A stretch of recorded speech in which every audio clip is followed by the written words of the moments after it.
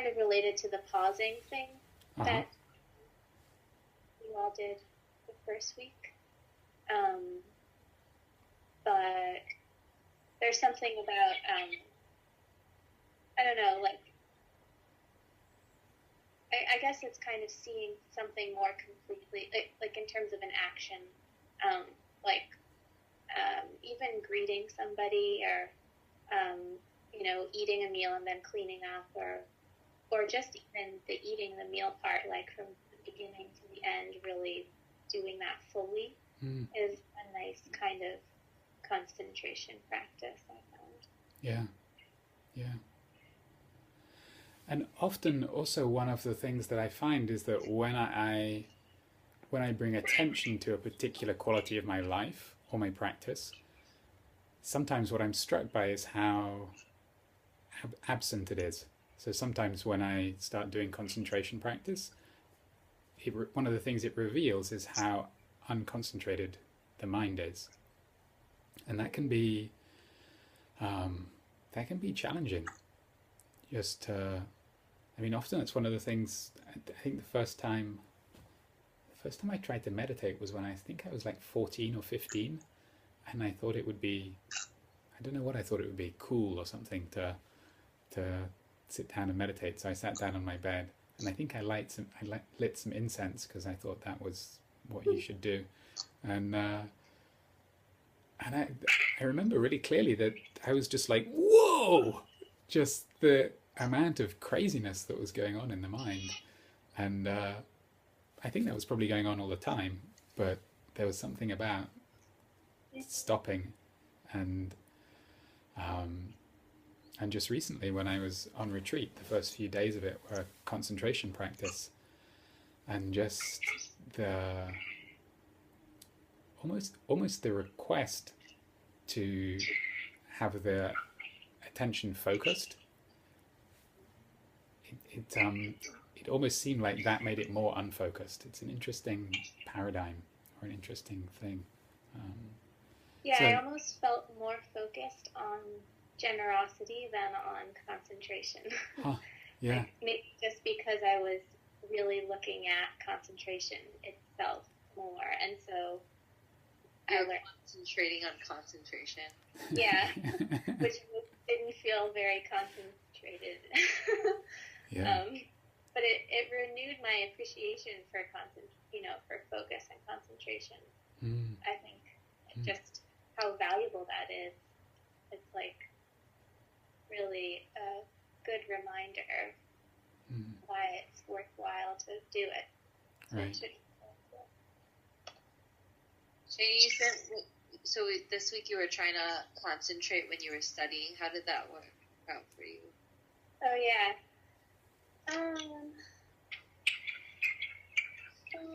It was okay. Yeah. I think it fell off a bit toward the end of the week. But I tried, when I noticed my concentration, running out or, just not being there anymore, I would take a few breaths and try to, instead of taking a break, which means checking my email and doing a million things that aren't going to focus my mind, I tried to breathe a bit, and it was sometimes it was good, but it's funny how it can really be hard to it was hard to do it. And I also noticed, and I've noticed this before, how much, the same emotional themes will come up, and that will be why I can't concentrate, just all kinds of stuff. Oh, I'm going to the room. Okay. So emotional themes come up, and yeah,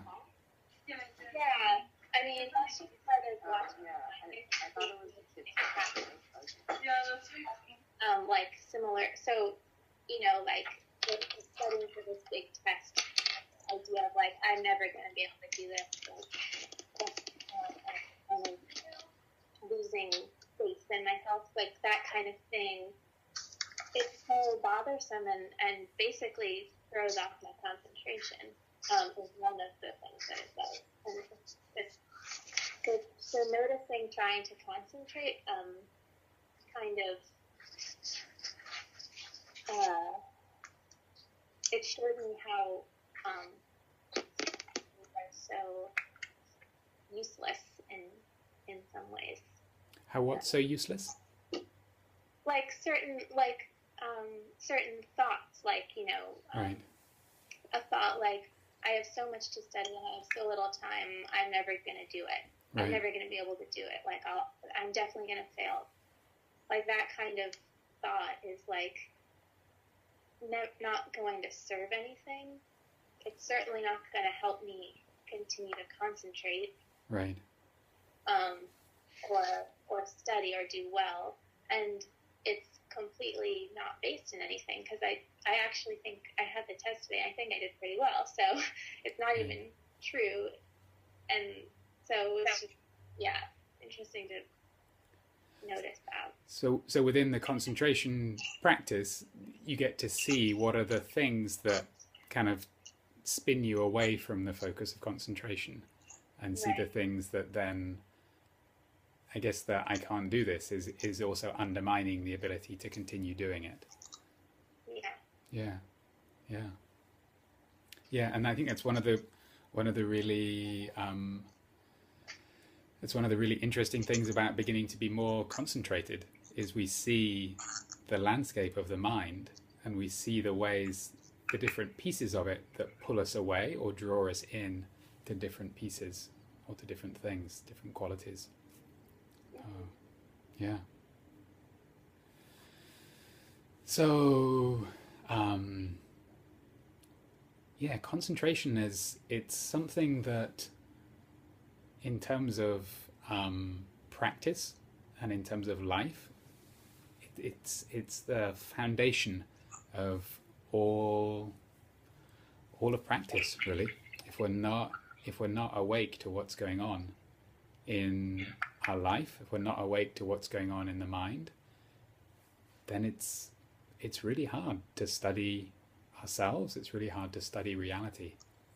So this that's in terms of practice, but also in terms of our lives, the ability to be able to concentrate in terms of studying, in terms of working, in terms of meeting our friends and our partners and our lovers. The ability to stay with what's happening is a really vital skill. Vital? I think it is vital. It's vital to be alive. Otherwise, the mind is constantly flying all over the place, and we miss a lot of what's going on, or mistake a lot of what's going on. So we've got our magic list. Pause, care, and love. And so remembering, we've looked at care and love from two aspects, which is generosity and concentration. Another whole realm in the care-love piece could be termed as ethics, which we're not going to... Ethics is we could study a whole lot of stuff around ethics, but basically what we're looking at is ways of being in the world to cultivate care and love. So we brought up two: generosity and concentration. But that doesn't mean that's all there is. Just there's a huge amount in there. And today we're going to move on to relax. I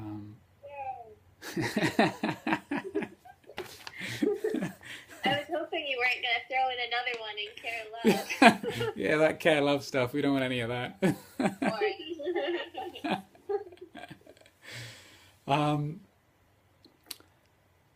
So yeah, relax. What's that about? Like, why are we? What's the benefit of relaxation, or to relax? And there's in some ways we could see relaxation as being a fruit of care and love, or fruit of pausing, and then engaging in the world in a way that brings about care and love.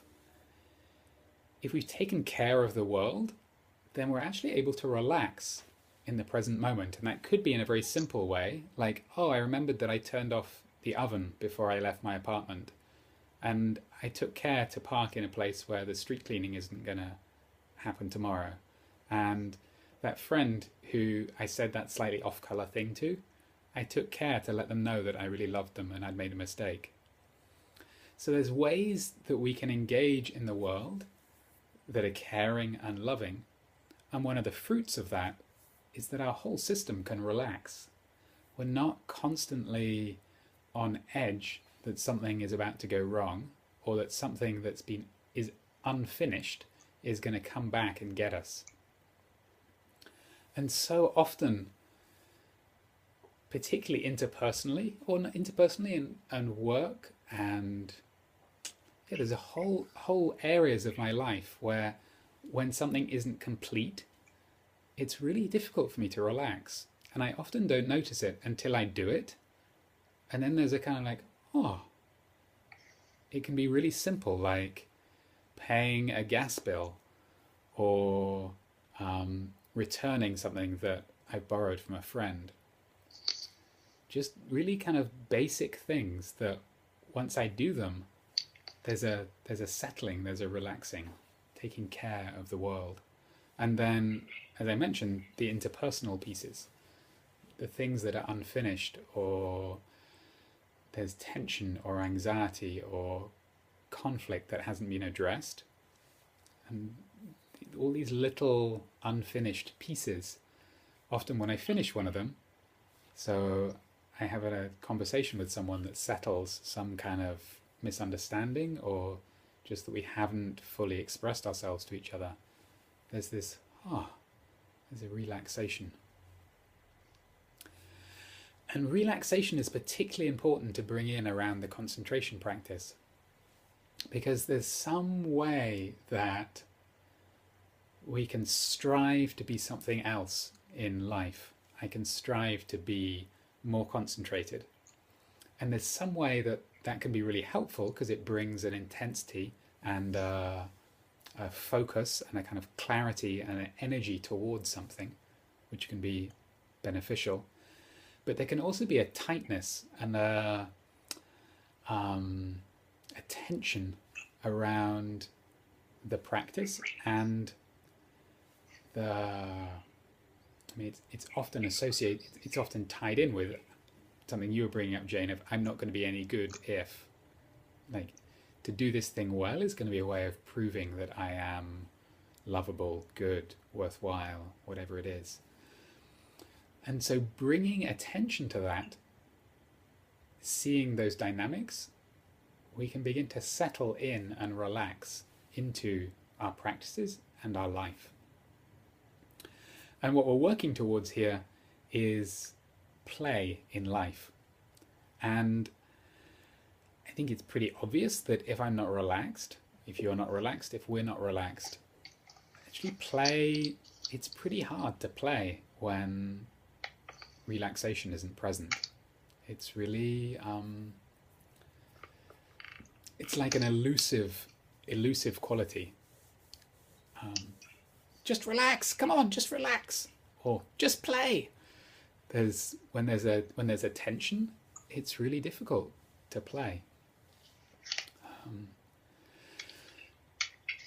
The 1, 2, 3, 4, 5. The fifth thing on our list is also create, or creation, or join creation, or join creativity. And when relaxation is happening, is present, there's space for creativity. If I'm tense, if I'm tight, it's much more challenging for there to allow creativity to come. There's a beautiful series of letters between Keats and a friend of his who was also a writer, Keats, the English poet. And his friend writes a letter and says, what what do you do when you, like, how do you get into a space where you can write such amazing poetry? Like, what happens? Like, how do you get there? And Keats, the poet, writes a letter back and says, the only way I can describe it is diligent indolence. So diligent indolence. Diligent, the kind of there's an energy, or there's a intention, or there's a kind of precision, a diligence, combined with an indolence, a kind of relaxing or a settling back or a softening into. So these two qualities, the diligence, which is kind of energizing and up, and the indolence, which is a kind of settling back, settling into.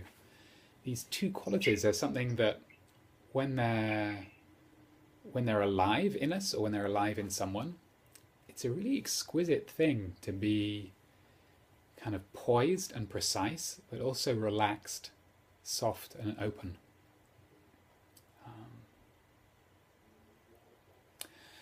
And towards the end of the meditation that we just did, I invited us to play with intensity and relaxation. And often, if I relax too much, then I kind of space out, or discursive thought comes in, and I start thinking about what to do tomorrow, or, why did someone say that to me, and I can head off on a train of thought. And if the diligence or the intensity is too much, there's a rigidness, there's a tightness, there's a constriction. And that constriction may mean that I'm staying with the breath, because I'm really on it. I'm like not going to let go of the breath. It's going to, like, I'm going to get it. But in terms of, and it may be that I could cultivate a way of staying with the breath pretty well. In fact, my teacher, Reb Anderson, he tells a story of when he was at Tassajara, he was so committed to following the breath that he would set up punishments, physical punishments for himself, to do with running uphill barefoot. And Tassajara is kind of mountainous, and so if he lost his attention a certain number of times during a half-hour sit, then he would run 2 miles up the road barefoot. And he said he got really concentrated, like, because this kind of punishing quality of the mind really was, he was really good at the intensity. But it was tight and constricted, and it meant that his mind wasn't pliant, it wasn't open, it wasn't playful or creative. And so the ability then to look at oneself, to look at the mind, to look at the world, the nature of reality, it wasn't open, it wasn't playful, it was tight and constricted. So he said it was great to get concentrated, but not really very fruitful. So what we're trying to cultivate here is this poise, this quality of intensity or energy, with this quality of relaxation and ease. So how, in that meditation, how did you notice anything around, as you were trying to relax? Did anything, do you feel it like a physical thing? Was it a mental thing? Did your breathing change? Did you immediately space out and lose the breath, or did you? What was the experience?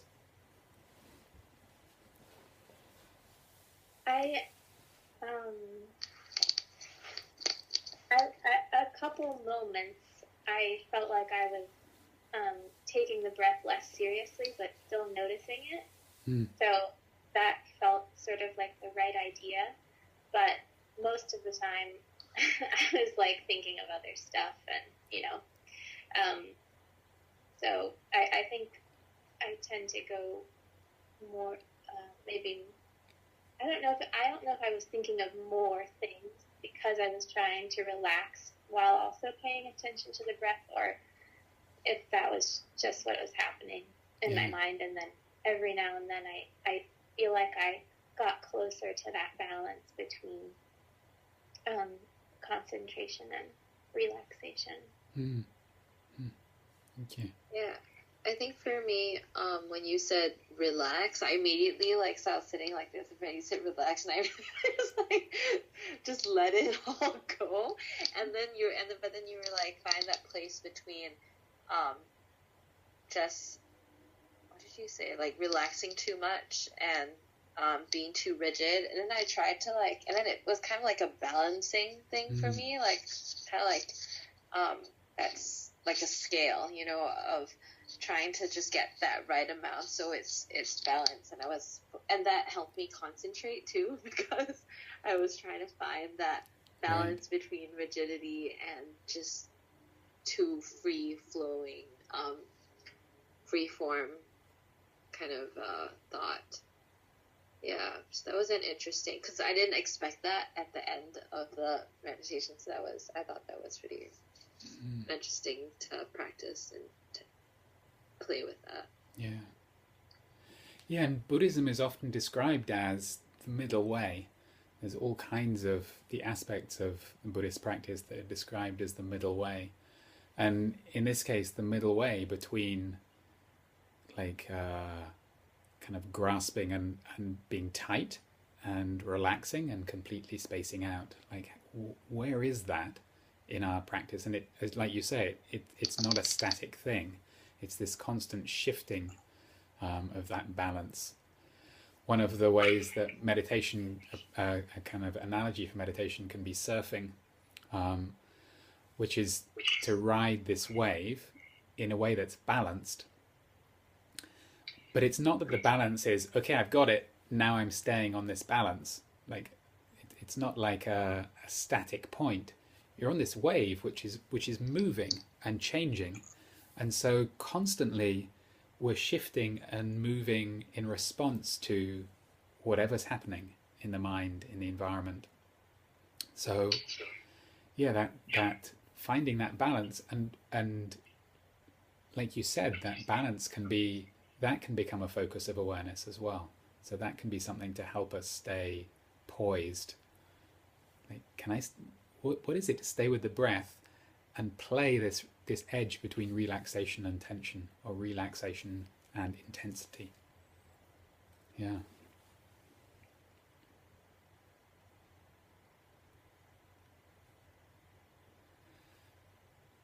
Nice extrapolation from the last week's metaphor on surfing too. What was last week's metaphor?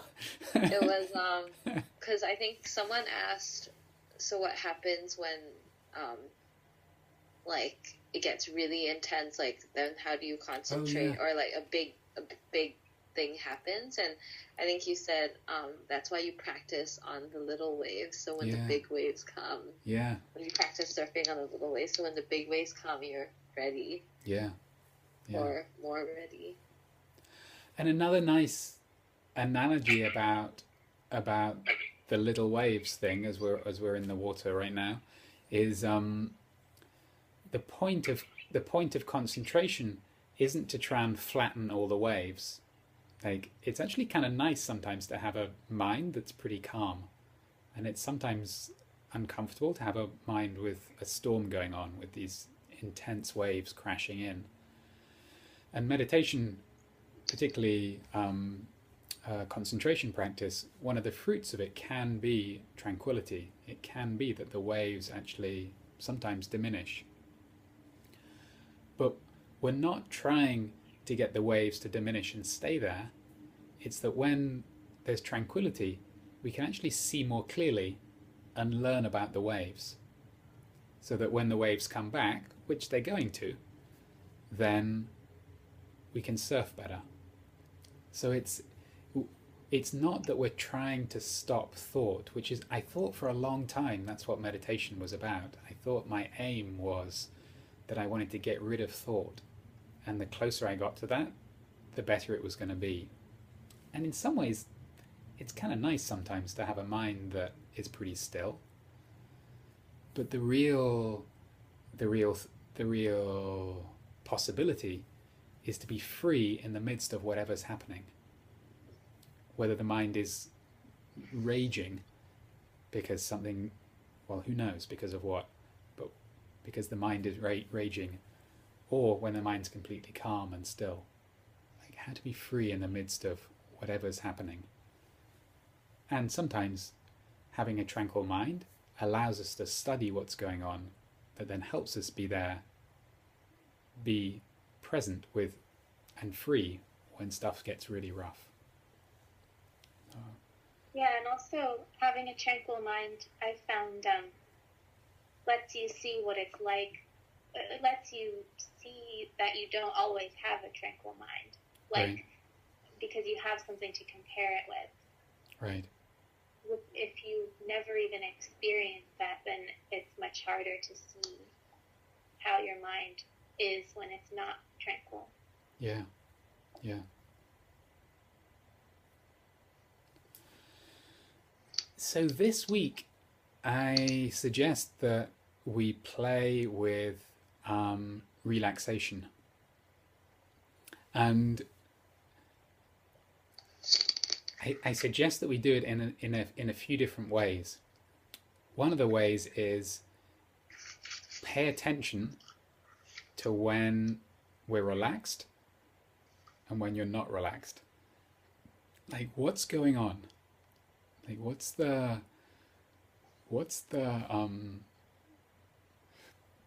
are the causes and conditions that allow relaxation to happen, and allow non-relaxation to happen? What's happening there?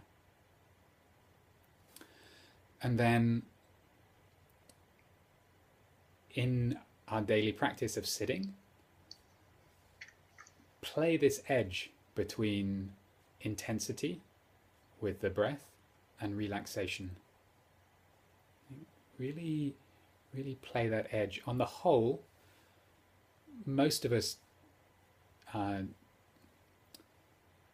could bring more intensity to concentration practice, and most of us could bring more relaxation to our sitting practice.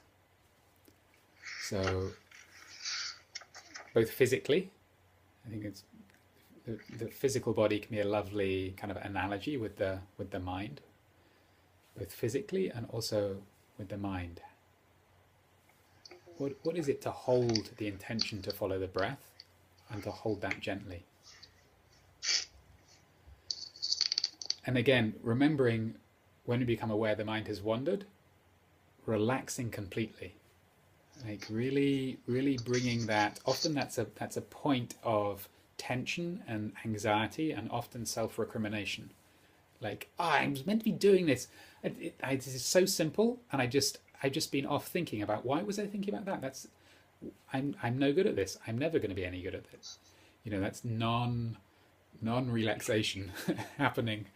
So to really be awake to that, bring generosity to the situation, and seeing if we can bring relaxation wherever we find the mind, relaxing completely, and then allowing attention to settle with the breath.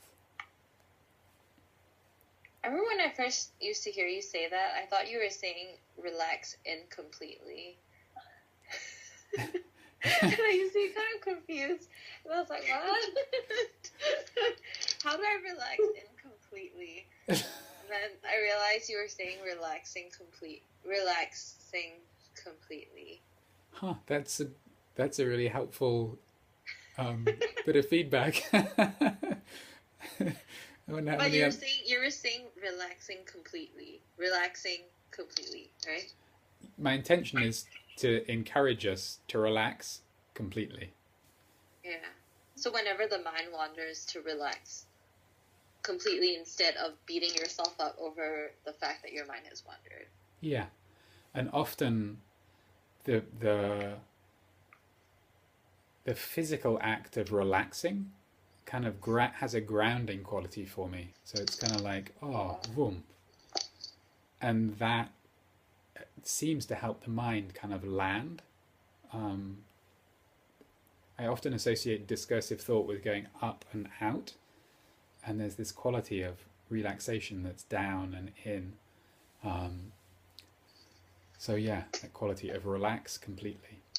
Maybe I should just change it to relax completely to reduce the. But I like relaxing completely as the flow of that phrase.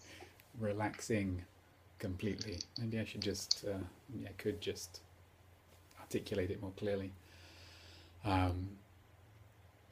So that piece of our formal sitting, and the other thing that I suggest is that throughout the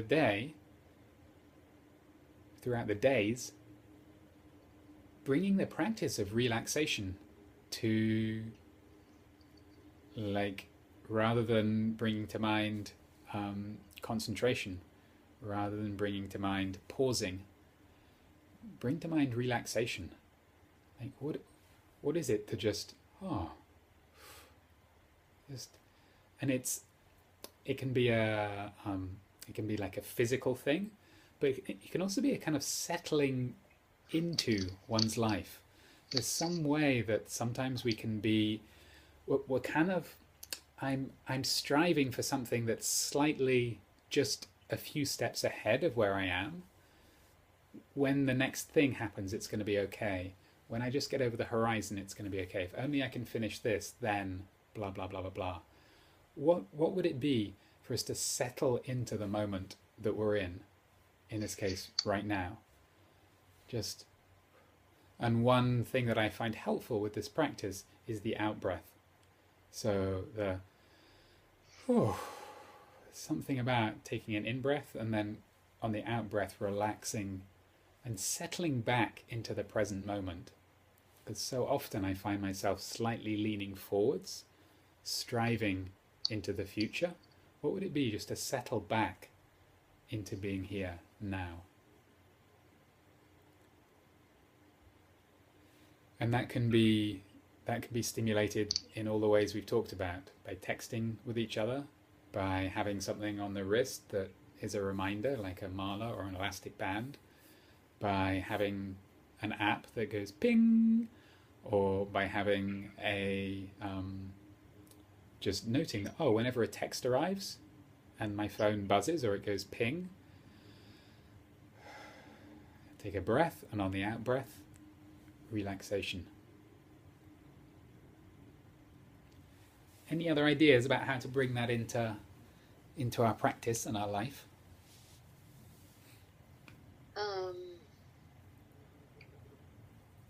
I think trying to relax, especially in the moments that you are least likely to relax, the moments that might stress you out the most or cause you the most amount of, like, the most intense moments, finding that space within those moments. Because, like, if you're already relaxed sometimes and you're like, oh yeah, I'm relaxed, and then being aware of that is great, but I think it might be the most beneficial, especially in the times that you're the least relaxed. Can you think of an example in your life where that might be the case? Like a time when you can think that you're less relaxed? For instance, at work, if there's just a lot going on, like the chaos of like these children running around and stuff, sometimes like, okay, like, where do I go next? Like, what do I do? And, like, instead of doing that, just, like, taking a breath and, like, using the out breath and being aware of that and using that opportunity to relax, because usually that's when you need it the most, and we don't do it at that time, and then it just builds up, and then we go to meditation and go to yoga to relax. But that cyclical process, I feel, is probably not the best thing for our body or our minds, but if you are in that moment and you're aware of how you're feeling, to really take that time. So instead of it going, like, building up and then you go meditate or yoga or something and it goes down again, just to, like, make it more of like a little baby wave. Mm-hmm. Yeah, and I think it's a really good point of bringing it, seeing if we can pay attention to the places where which we don't associate with being relaxed. Yeah. Another one that comes up for me is having a difficult conversation with someone, like whether it's a friend or a work colleague, and like, is this gonna go okay? Like, I don't know how's this gonna. Are they gonna not like me anymore, or am I gonna, you know, whew, okay, And just, yeah, yeah, breathing. yeah. So I suggest that, I guess, how are we gonna do the buddies this week? I guess because you two are here, how about you two talk with each other now for what, 3 or 4 minutes each, maybe 4 minutes each, and say, run through those things. Like what are you planning to do in your recommitting to your daily practice? How long are you going to sit? What are you going to when are you going to do it, and for how many days? And then notice the times in your life when you are relaxed and you're not relaxed. Like, and what are there patterns around what brings relaxation, or what means that relaxation isn't here? And then how are you going to play with it through the week? Like, are you going to make a commitment to relax each time a text message comes in, or are you going to set an app, or are you going to wear something, or are you going to and then it could be each time you change rooms, you relax. Could be each time you open a door. Could be, you know, something that is a regular event that you're going to do some number of times during the day. So just maybe thinking about that and sharing that with each other as a way of sharing, but also committing to doing that practice. Sure. Okay. So maybe, and then anything else that comes up for you around the prospect of relaxation.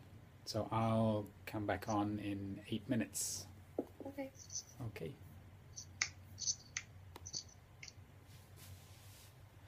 So I'm going to keep this running because if I keep it running, where's the camera? It's there. If I keep it running, then I don't need to edit it, which makes it a lot easier. So, and I'm going to get some tea.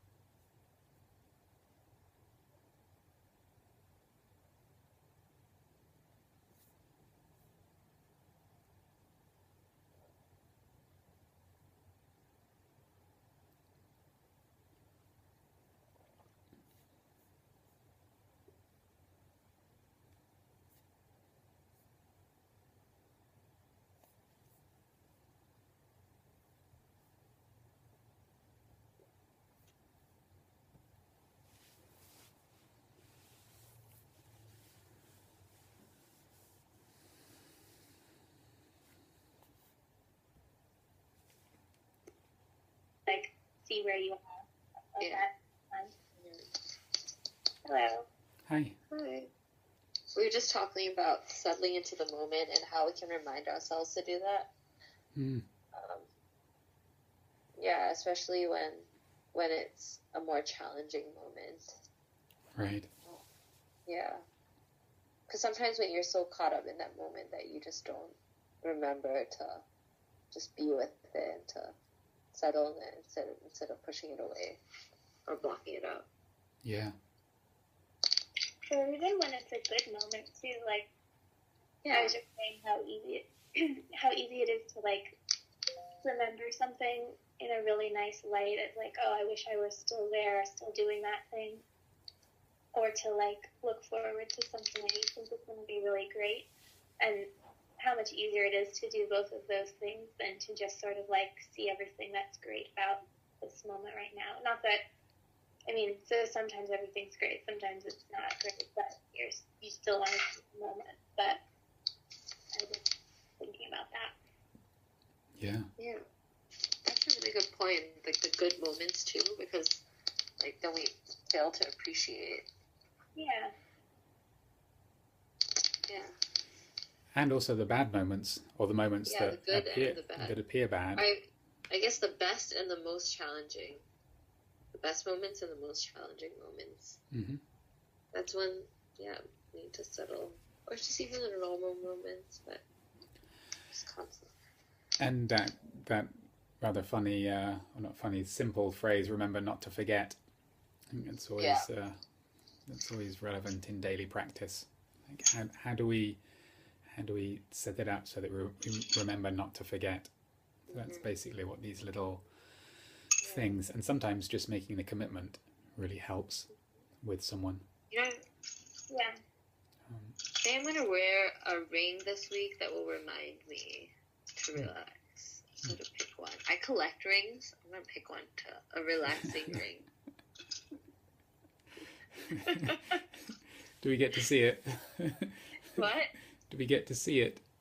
Yeah, no, okay. I'll show you a couple options. Okay, so there's this one. Oh. Uh-huh. So that one's from. There's this one. Okay, these are the contenders. There's those two, and there's this one. Ooh. That one looks relaxing to me. You think that one's relaxing? Okay, between those three, which one looks the most relaxing to you?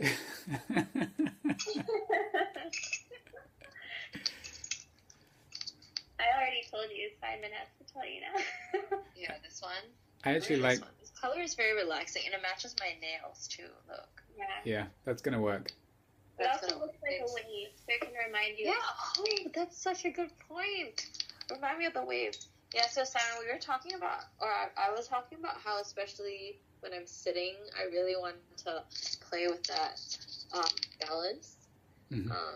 Because I feel like it really has the ability to center me. And, yeah. And I experienced that a bunch of times when I was sitting this weekend, because I've never sat for, like, such a long chunk of time at once until this past weekend, and it was just like I found those spots of like where it was just like you hit the sweet spot, and it was so great, like that feeling, and to play with that, and to be curious about where like on that board, it's like on one of those boards with like the rolly things at the bottom too, but I like the wave image better. Yeah. Yeah. And the other thing about the relaxation is, what do we notice when you relax? I mean, I generally associate relaxation with being like a kind of good thing, but what happens in relaxation? What does it allow? What does it facilitate? What does it hinder things? Does it do you fall asleep and get dull if you relax? Like, what are the qualities that come? And they don't they don't need to necessarily meet our expectations of what happens. But, you know, when I relax, I feel really good. Maybe not. Maybe when I relax, I feel, or maybe as I say, I'm going to relax now, it doesn't happen. Like, how does relaxation happen? Sometimes in the midst of something that's really stressful. It's rare that I can't sleep, or that sleeping's a challenge. But sometimes when I'm anxious, and there's a lot of anxiety, then sleep doesn't seem to happen. And often then I'll be like, okay, now relax. Now relax. Relaxing is going to make you sleep. And relaxing doesn't happen. So just paying attention to the times when we bring it to mind and bring the intention of relaxation, and it happens. And then when we bring the intention for relaxation and it doesn't happen, and then what happens, you know? Where does the mind go? Where does the body go? What happens with that intention? So bringing again this kind of curiosity, where what we're wanting to do here is to study ourselves and to study life, to study the self, study our life through the self. And the teacher of the founder of the Soto Zen tradition, which Suzuki Roshi and the San Francisco Zen Center is a part. His great self and the self. Yeah, to study the self, to settle the self on the self. So part of what we're doing as we explore relaxation is not just cultivating our ability to relax in different situations, but we're studying our life in this process. So we're studying the times when relaxation is present, the times when it's absent, and also, do we have the ability to relax when we want to or not? Like, what is this? Oh yeah, you know, I can do whatever I want. I can relax. Really? Sometimes, and sometimes not. So, yeah, an encouragement to bring, or to approach this as with a spirit of curiosity and playfulness. Not just, oh, let's see if I can relax.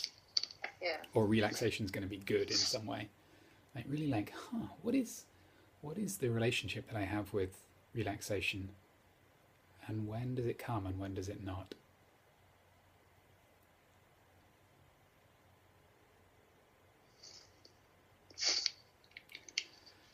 And, as always, this little pod has play and creativity to do with it. I watched Jordan's little video, and it started off with him juggling, because he thought one way of him being concentrated would be to learn to juggle. So the last 3 days he learned how to juggle. So seeing, bringing the quality of playfulness to this practice, not necessarily in terms of the video, but just the spirit with which we're engaging in the world around relaxation. And sometimes that could be to really not be relaxed. Like, what is it to just really go full power with no relaxation and see what happens? And then doing a similar thing, but going in there chilled. See what happens. And I wish you well during the week of pausing, of generosity, of concentration, and now of relaxation under the large umbrella of playfulness. And also extend the invitation again to spend between 2 and 5 minutes, probably on Tuesday before our next pod on Wednesday, and just put down some thoughts in the video form. Okay. Sounds good. Thanks, Simon. Okay. Thanks, Jane. Wish you well during the week. You too. Thank you. Bye. Bye. So I'm going to send this out to you both, and I suggest, well, you've already watched it if you're watching this, but I suggest that you maybe connect with each other. You might also want to check in with your buddies, your normal buddies, just so that you keep that connection going. But yeah, I wish you well during the week, and hope you're able to make next week. And the beginning of this video, I think you missed the first little bit because I I had it on camera mode rather than video mode, so I took a picture of myself rather than starting the video. But anyway, I think we sat for 20 minutes, and then I think you missed the first 3 minutes or so of discussion on how the previous week had been. So I wish you well, and if Kate, if you're unable to make next week because of technical difficulties, we could call you in so that you can hear the sound even if you can't see us. So let me know about that. Wish you well. Bye.